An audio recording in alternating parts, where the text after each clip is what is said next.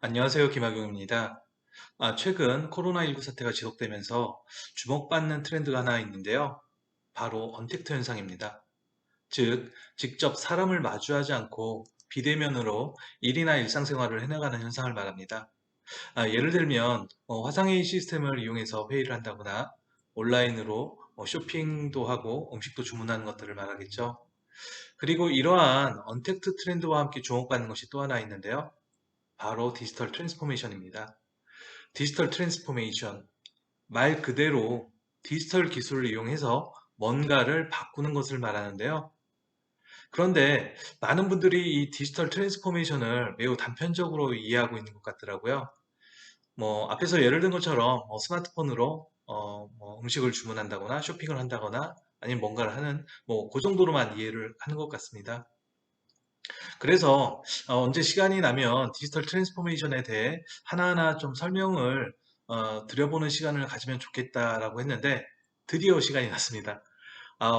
지난 학기 동안에 온라인으로 수업을 하면서 굉장히 힘들었거든요. 그래서 사실 이번 주는 좀, 좀 쉬어보자. 예, 유유자적 해보자.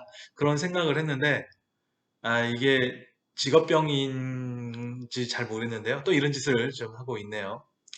아무튼 이제 앞으로 몇 차례가 될지 모르겠는데 디지털 트랜스포메이션에 대해서 정의에서부터 시작해서 등장 배경 그리고 관련 기술과 디지털 트랜스포메이션의 어떤 동작 방식, 일반적인 동작 방식이 되겠죠.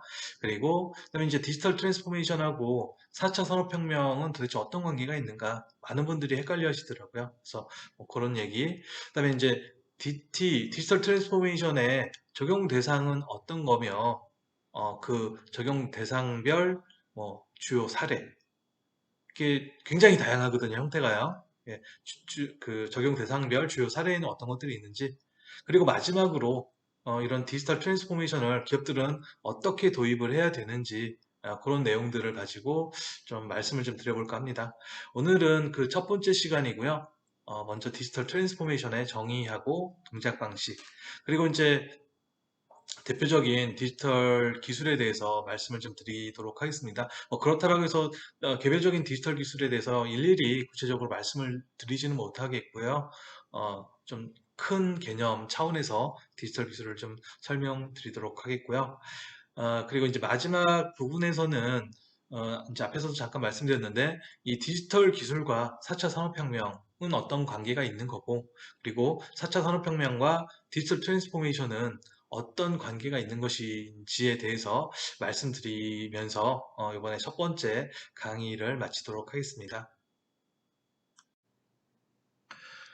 예, 그러면 디지털 트랜스포메이션의 이해와 활용 사례 분석 그 첫 번째 시간을 본격적으로 시작하도록 하겠습니다. 먼저 그 정의부터 좀 살펴볼 예정인데요. 디지털 트랜스포메이션에 대해서는 다양한 기관에서 혹은 다양한 기업에서 정의를 하고 있습니다. 먼저 IBM이 정의해 놓은 것을 보면은요, IBM은 2011년 가장 일찍 좀 디지털 트랜스포메이션에 대해서 정의를 하고 있는데요. 기업이 디지털과 물리적인 요소들을 통합하여 비즈니스 모델을 변화시키고 산업의 새로운 방향을 정립하는 전략, 이렇게 정의를 하고 있고요. 여기서 이제 그 중요한 키포인트라고 한다라면 아무래도 이제 디지털과 물리적인 요소를 통합한다라는 이런 부분들이 있고 그다음에 이제 또 하나 비즈니스 모델을 변화시킨다라는 부분이 좀 있을 것 같습니다.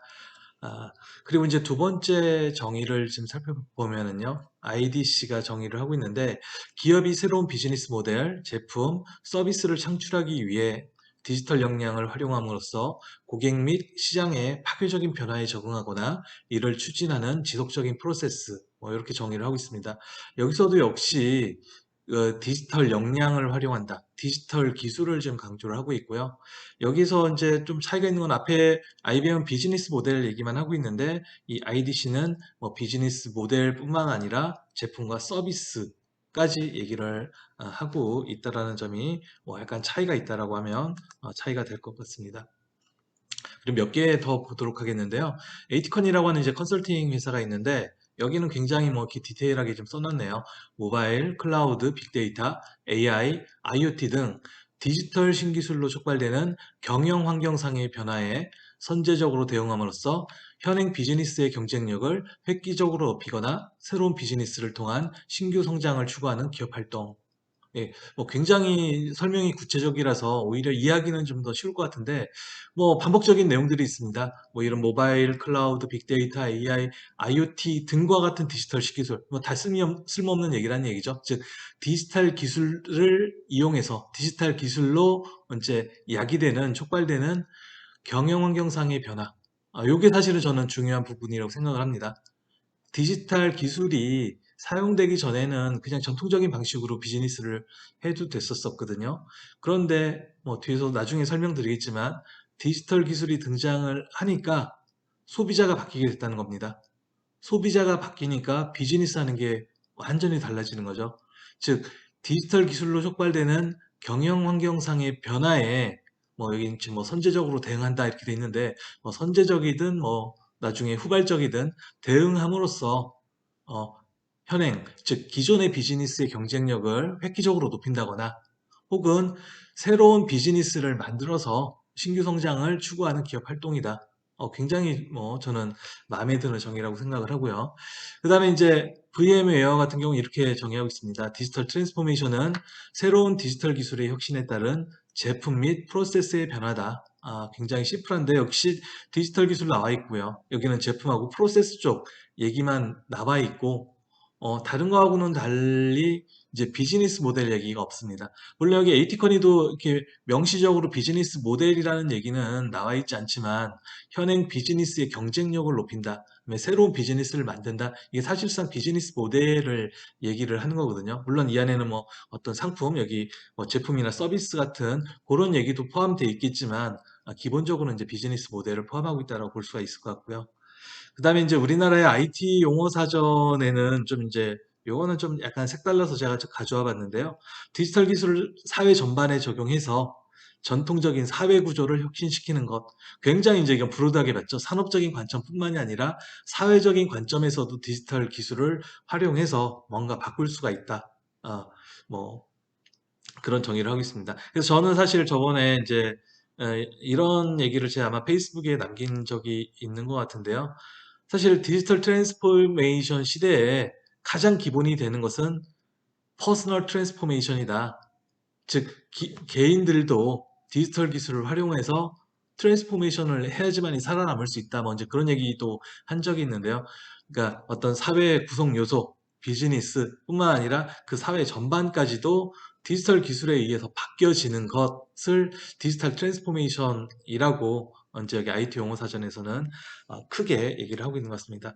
뭐 약간씩 다르기도 하지만 전반적으로 굉장히 비슷한 내용들인데 그래서 제가 이제 저는 이제 주로 비즈니스 모델 관점에서 얘기를 하다 보니까 그 비즈니스 관점에서 디지털 트랜스포메이션을 정의를 해봤습니다. 그래서 이렇게 한번 정의를 해봤는데요. 디지털 트랜스포메이션이란 디지털 기술을 바탕으로 비즈니스의 모든 영역에 근본적인 변화를 일으키는 경영 전략이다. 그래서 결과적으로 전통적인 기업을 디지털 기업으로 만드는 것이다. 라고 이렇게 저는 정의를 한번 해봤습니다. 이제 여기서 중요한 게 이제 그거죠. 어떤 걸 쓰느냐, 디지털 기술을 쓴다. 라는 부분이 하나 있고요. 디지털 기술을, 그러니까 어떻게 트랜스포메이션을 하느냐, 디지털 기술을 쓴다라는 겁니다. 그래서 디지털 기술 부분이 하나 있을 것 같고요. 그 다음에 뭘 트랜스포메이션 하느냐, 라고 하는데 저는 기본적으로 비즈니스의 모든 영역이 트랜스포메이션 돼야 된다라고 생각을 하고 있습니다. 물론 그렇다고 해서 사실 이게 뭐 장기적으로는 다 돼야 되겠지만 기본적으로는 모든 걸 한꺼번에 할 수가 없으니까 가장 중요한 부분들을 좀 해야 되는데 그 부분이 저는 요 세 가지 근본적인 변화를 일으킬 수 있는 부분이라고 생각하는데 그게 저는 새로운 고객 가치를 생성하는 부분, 그다음에 새롭게 고객 가치를 전달하는 부분, 그다음에 이 고객 가치를 새로운 방식으로 전달했으면은 그에 따라서 수익을 또 창출을 해야 되거든요. 이게 이제 비즈니스 모델 얘기인데 이제 수익 창출하는 방법 이 세 가지에 있어서는 일단 변화를 좀 해야 되고 그 다음에 나머지 부분들도 뭐 동시에 진행하는 게 맞겠다. 이제 그런 생각을 하고 있습니다. 그래서 이제 여기 그림에도 보이는 것처럼 이제 디지털 트랜스포메이션을 하기 전에는 이게 뭐 공장이 됐든 서비스업이 됐든 간에 전통적인 기업이 있는데 디지털 기술을 적용을 해서 다양한 분야를 트랜스포메이션 변화를 시키게 되면 그게 미래의 기업, 디지털 기업이 된다. 이제 그런 식으로 제가 한번 그림으로 좀 그려봤고요. 여기 이제 앞에 이제 근본적인 변화를 일으킨다라고 이렇게 말씀을 드렸는데 저는 그게 이제 세 가지 부분, 여기 고객가치 생성, 전달, 이제 그다음에 수익 창출 방식이라고 이렇게 말씀을 드렸는데요. 새로운 고객가치를 생성하는 방법이 흔히 뒤에서 이제 좀 설명을 드리겠지만 전 디지타이제이션이라고 얘기하는 그 부분에 해당한다라고 생각을 하고요. 그다음에 고객가치를 전달한다. 물론 약간은 저는 이제 생성하는 부분까지도 포함이 됐다라고 생각하는데 고객 가치를 전달하는 부분이 디지털라이제이션 쪽에 가까운 얘기라고 생각을 하고요. 그 다음에 새로운 방식으로 수익을 창출한다. 이게 비즈니스 모델과 관련된 부분인데 이게 디지털 트랜스포메이션 쪽에 해당하는 얘기가 아닐까 이렇게 생각을 합니다. 그러면 이 디지털 트랜스포메이션에 대해서 가장 먼저 어떻게 트랜스포메이션 하느냐라고 했었을 때 이제 디지털 기술을 이용한다라고 그랬는데 그럼 어떤 디지털 기술을 이용하느냐 이게 중요하겠죠. 뭐 여기 저는 이제 IoT, 빅데이터, 인공지능 같은 기술을 이제 이용한다라고 말씀을 드리기는 했는데 뭐 저거 외에도 다양한 기술들이 좀 있을 것 같습니다. 그래서 좀 더 이제 브로드한 관점에서 이제 어떤 디지털 기술을 이용하느냐 이제 그 얘기를 좀 해보려고 하는데요. 좀 대표성이 있는 좀 큰 개념의 기술을 얘기를 하자라면 저는 디지털 트윈하고 이제 CPS, 사이버 피지컬 시스템 혹은 뭐 사이버 물리 시스템, 가상 물리 시스템 이렇게 얘기를 하는데요. 이 기술이 가장 기본이 되고 중요하다라고 이렇게 말씀을 좀 드리고 싶습니다. 물론 이거는 뭐 다양한 데서도 이제 이런 얘기들을 많이 하는데요. 이 디지털 트윈이라는 것은 무슨 얘기냐? 말 그대로 디지털 트윈, 디지털 쌍둥이입니다. 그럼 뭐의 쌍둥이냐? 현실 세계에 존재하는 사물들의 쌍둥이다. 즉, 현실 세계에 존재하는 사물들의 디지털 버전을 만든다는 겁니다. 어떻게 만들겠습니까? 소프트웨어 기술을 이용해서 만들겠죠. 예. 흔히 이제 뭐 소프트웨어 하시는 분들은 일종의 오브젝트, 뭐 그 정도의 개념이 되지 않을까 생각을 하고요. 그다음에 이제 CPS는 그건 뭐냐? 현실 세계의 사물하고 이 디지털 트윈을 만들면 가상 세계에 그 디지털 트윈이 존재하는 거겠죠. 현실 세계의 사물하고 가상 세계의 디지털 트윈이 함께 동작하게 만드는 기술 혹은 그런 개념이 CPS다. 이렇게 이해를 하시면 될 것 같습니다. 지금 무슨 얘기냐? 현실 세계에 어떤 변화가 발생하잖아요. 그러면은 가상 세계에 있는 디지털 트윈에도 그 변화가 그대로 나타납니다. 마찬가지로 가상 세계에 어떤 변화가 나타난다. 그럼 그 변화가 현실 세계에서도 즉시 반응을 보이게 되는 겁니다. 즉 어떤 변화의 양상이 쌍으로 동시에 일어난다. 물론 동시라는 게 완전히 실시간은 아닐 수도 있겠지만 이게 쌍으로 거의 동시에 일어나게 된다라는 이제 그런 얘기입니다. 그런 걸 만드는데 필요한 디지털 트윈 기술이 이렇게 존재하는 거고요. 여기서 사실 이제 저는 다른 분들은 이런 얘기를 별로 안 하시는데, 저는 이 디지털 트윈이나 CPS가 중요하다라고 생각하는 게, 그동안은 어떤 비즈니스를 할 때, 우리가 살고 있는 세상을 눈으로 관찰하고요. 있는 그대로 이해를 했습니다. 그런데, 즉, 아날로그적으로 좀 인식을 했다라는 거죠. 근데 앞으로는 그 비즈니스 하는 방식, 우리 세상을, 현상을 이해하는 방식이 완전히 달라진다는 겁니다. 현상을 이야기해서 사람들을 지켜보고 사람들의 이야기를 듣고 하는 부분들도 물론 중요하겠지만 현실 세계에 존재하는 다양한 사물들이 만드는 데이터들을 이제는 살펴보겠다는 겁니다. 왜 그게 가능해지느냐? 현실 세계에 이제 존재하는 다양한 사물들이 다양한 방식으로 인터넷에 연결돼서 자신들과 관련된 데이터들을 생성해 주기 때문이라는 거죠. 그렇게 해서 그 데이터들을 잘 살펴보게 되면은 뭐가 가능해지느냐? 디지털 방식을 이용해서 사물들과 사물들 사이 새로운 혹은 이제 창의적인이라는 제가 말을 여기다 썼는데요. 기존에는 이게 아무런 관련도 없을 것 같은 애들끼리도 관계를 만들어 주는 것. 그게 가능해진다는 겁니다. 지금 뭐냐? 현실 세계에 다양한 사물들이 있는데 얘네들 침대하고 TV 무슨 상관이 있을까요? 뭐 거의 상관이 없다라고 볼 수가 있을 것 같습니다. 그런데 이 디지털 트윈이나 CPS가 구현이 되면은 이 둘 사이에도 관계를 맺을 수가 있다는 겁니다. 예를 들어볼게요. 제가 침대에 누워서 TV를 봅니다. TV를 보다가 졸려서 스르르 잠에 들었습니다. 평상시 같으면 어떻게 되겠습니까? 저는 자는 거고요. TV는 TV대로 계속 켜져서 밤새 켜져 있겠죠. 그런데 얘네들이 인터넷에 연결돼 있고 이 침대가 제 정보를 확인할 수 있다라면 이 침대가 김학용이 잠을 자네? 그 정보를 인터넷으로 알려줍니다. 자기의 디지털 트윈에 반영을 시킵니다. 그러면 얘가 서비스 플랫폼한테 그 정보를 알려주고요. 그럼 서비스 플랫폼이 김학용이 잘 때 내가 해야 될 일이 뭐지? 찾아보게 됩니다. 아무런 일도 할 일이 없다라고 하면은 아무런 변화도 나타나지 않을 텐데 만약에 어떤 사람이 새로운 관계를 서비스 형태로 정의를 해줍니다. 예를 들면은 내가 잘 때 TV를 끄게 해라. 내가 자면은 형광등도 끄게 해라. 뭐 내가 자면은 가스밸브도 잠궈라. 등등등등. 그런 것들 여기다 서비스 플랫폼에 정의를 해 놓습니다. 그러면은 이 침대가 김학용이 잔다라고 알리게 되면은 그 서비스 테이블에 있는 대로 해당하는 디바이스나 즉 해당하는 사물들한테 신호를 보내줍니다. 김학용 자니까 너 TV 꺼, 형광등 꺼, 가스밸브 잠궈, 뭐 현관문 잠궈 등등등등. 그럼 어떤 일이 발생하느냐? 제가 잠을 자면은 TV가 꺼집니다. 제가 잠을 자면은 형광등이 꺼집니다. 현실에서 전혀 상관도 없었던 애들이 가상세계에서 제가 여기 서비스 플랫폼이라는 얘기를 했는데 서비스 플랫폼에 제가 어떤 서비스를 만들어 놓게 되면 그 서비스에 의해서 이 현실 세계에서 전혀 상관도 없었던 애들이 관계를 맺기 시작한다는 거죠. 이게 저는 굉장히 중요하다고 생각을 합니다. 이거는 제가 뭐 사물인터넷이나 4차 산업혁명이나 디지털 트랜스포메이션이나 강의를 할 때 항상 얘기하는 부분이거든요.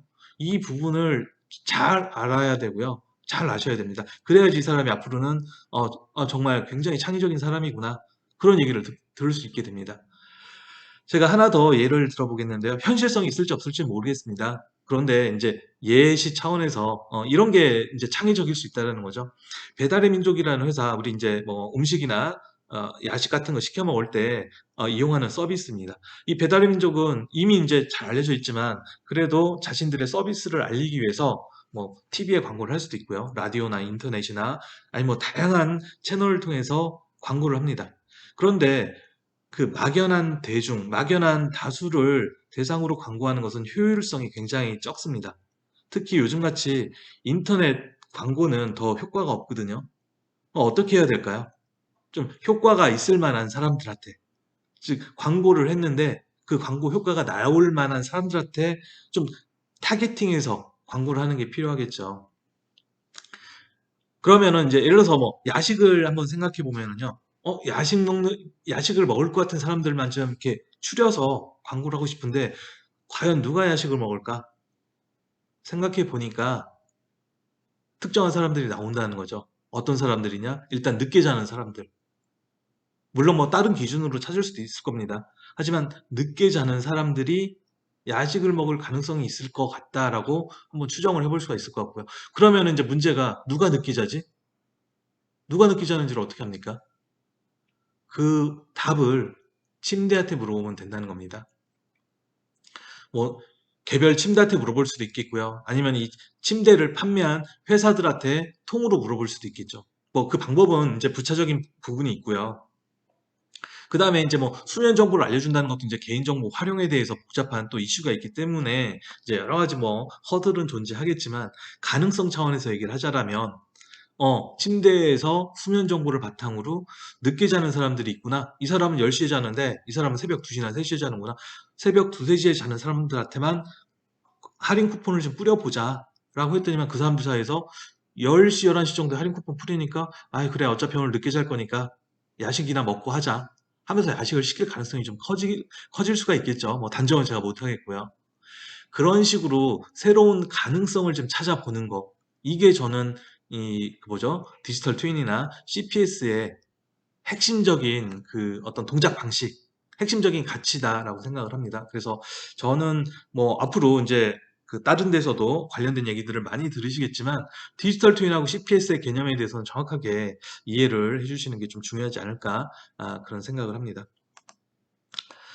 다음으로 그 그럼 그 좀 더 구체적으로 이 디지털 트윈하고 이제 CPS라는 건 굉장히 막연한 기술이거든요. 어떤 현상적인, 추상적인 그런 개념이기 때문에 이런 것들을 만드는 기술에는 어떤 것들이 있는가? 아, 이제 흔히 디지털 트윈이나 CPS를 구현하는 기술은 인프라 기술, 그다음에 플랫폼 기술, 그리고 이제 서비스 기술로 이제 크게 분류를 하고요. 이 각각에는 아래 표에 보이는 것처럼 예를 들어 인프라 원천 기술에는 사물 인터넷 기술, 모바일, 뭐 4G, 5G. 근데 얘네들도 결국은 사물 인터넷 기술 중에 하나입니다. 근데 보통 모바일이 워낙 이렇게 규모가 크다 보니까 별도로 이렇게 따로 떼어서 얘기를 하고 있고요. 그리고 이제 사물 인터넷에 들어가는 기술이죠, 역시. 센서나 반도체 혹은 액추에이터 기술 같은 것도 될 수가 있을 것 같고요. 그다음에 이미지 프로세싱 기술, 뭐 소재 및 재료 기술 같은 것들이 해당이 될 수가 있습니다.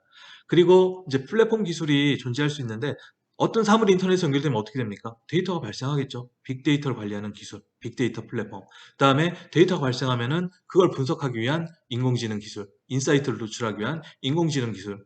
그다음에 이런 데이터나 인공지능 서비스가 돌아가는 클라우드, 뭐 블록체인, 그다음에 뭐 결제나 데이터 보안성과 관련된 핀테크, 블록체인, 그다음에 이제 데이터 뭐죠? 어떤 서비스 결제와 관련된 핀테크 기술.